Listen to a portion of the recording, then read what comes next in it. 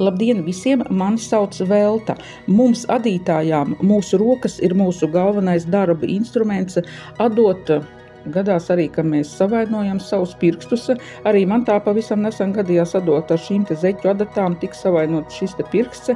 Es domāju, ka daudz adītājs zina šo te sajūtu, kā tas ir, kad ar šīm te asajām adatām tiek savainotas rokas. Un tā roku krēmi man beidzās ļoti ātri un esmu nopirkusi 2 roku krēmus. Tātad 1 krēms dienai, 2 krēms naktī.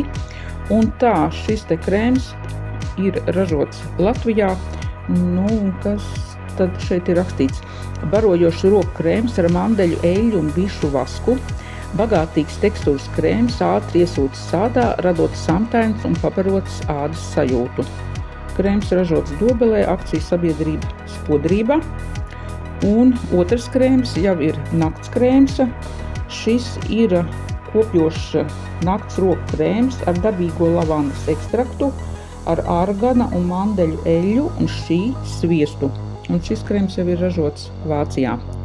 Un tā turpināšu rūpēties par savām rokām un adīta.